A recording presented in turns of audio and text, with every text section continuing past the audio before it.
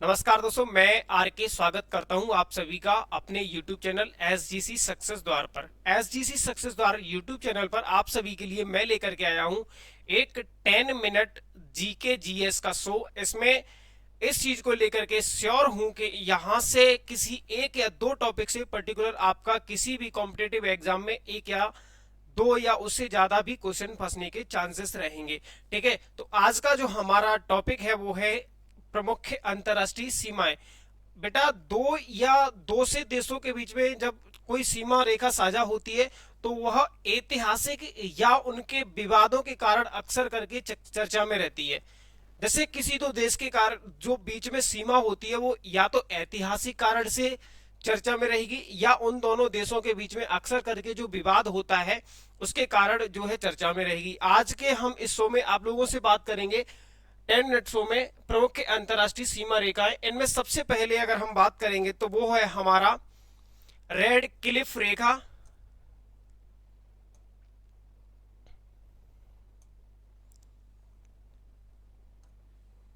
ठीक है, और ये रेड क्लिफ रेखा आपकी भारत एवं पाकिस्तान के बीच में है और ये 17 अगस्त 1947 को निर्धारित की गई थी सर रेड क्लिफ के द्वारा। ठीक है, और ये जो रेड क्लिफ थे ये उस समय जो सीमा आयोग बना था उसके अध्यक्ष थे।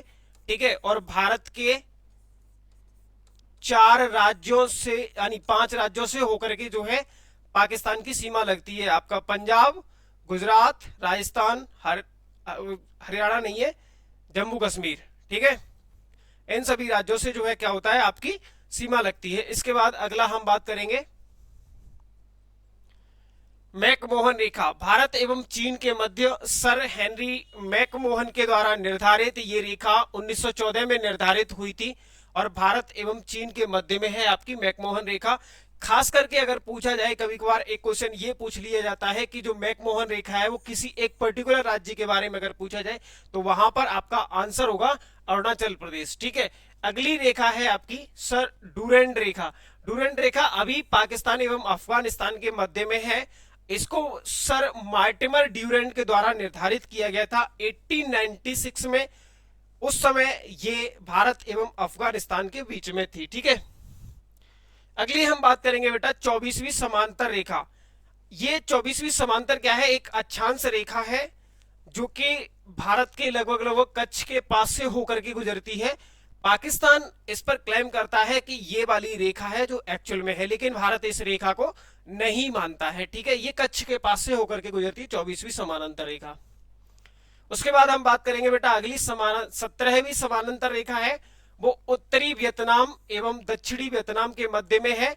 अभी ये रेखा समाप्त हो चुकी है क्योंकि जो वियतनाम का जो बंटवारा हुआ था लगभग लगभग 70s 80s के दशक में, वो अब जो है उनका एकीकरण हो चुका है। इसके कारण आपकी जो 17वीं समानांतर रेखा है वो अभी खत्म हो गई है।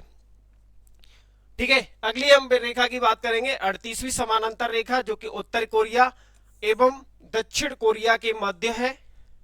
ये भी एक तरीके से अक्षांश रेखा ही है। अगली हम बात करेंगे बेटा 49वीं समानांतर रेखा। ये भी एक अक्षांश रेखा है और ये अमेरिका एवं कनाडा के मध्य में है। ठीक है, अगली रेखा है हमारी 141वीं पश्चिमी देशांतर। उससे पहले जो भी हमारी जो समानांतर रेखाएं चल रही थी वो अक्षांश रेखाएं थी और ये जो 141वीं रेखा है वो हमारी समानांतर देशांतर रेखा है। ये समानांतर नहीं है, ये अक्षांश रेखा नहीं है, ये देशांतर रेखा है। यानी ये अलास्का एवं जो कनाडा का हिस्सा है उसके मध्य में है।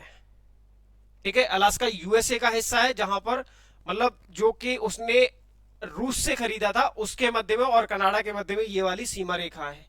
ठीक है, उसके बाद हम बात करेंगे बेटा हिंडनबर्ग रेखा के बारे में। कौन सी रेखा के बारे में? हिंडनबर्ग।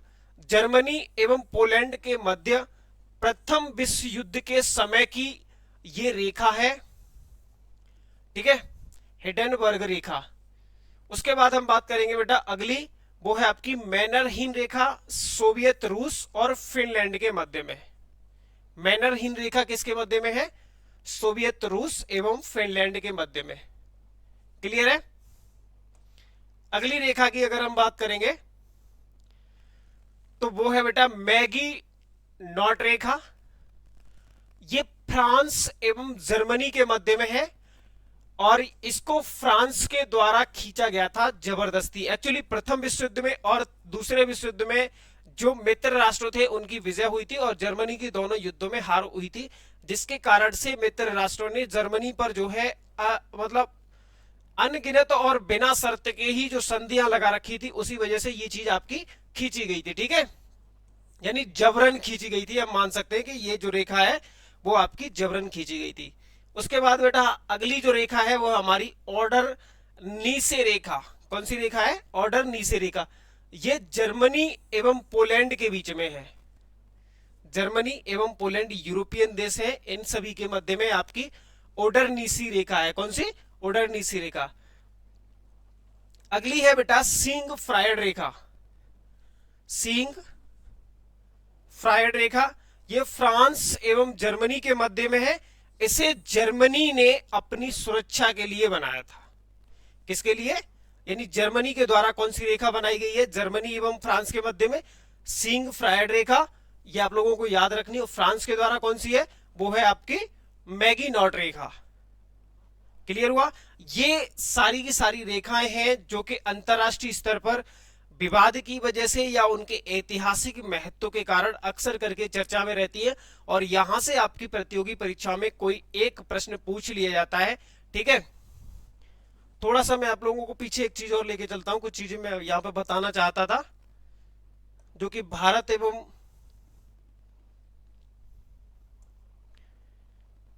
मैकमोहन रेखा, ये 1914 में शिमला सम्मेलन हुआ था, उस समय जो है ये निर्धारित की गई थी। ठीक है, सर हेनरी मैकमोहन के द्वारा।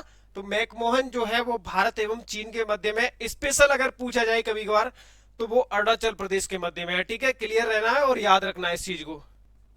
ड्यूरेंट आपको पता ही है पाकिस्तान एवं अफगानिस्तान के मध्य है और ये जो 24वीं समानांतर है वो भारत एवं पाकिस्तान के मध्य है। नहीं, पाकिस्तान इसको नहीं मानता, सॉरी भारत इसको नहीं मानता, लेकिन पाकिस्तान इस रेखा को मानता है। ठीक है, थैंक यू सो मच, बहुत बहुत धन्यवाद। जय हिंद, जय भारत।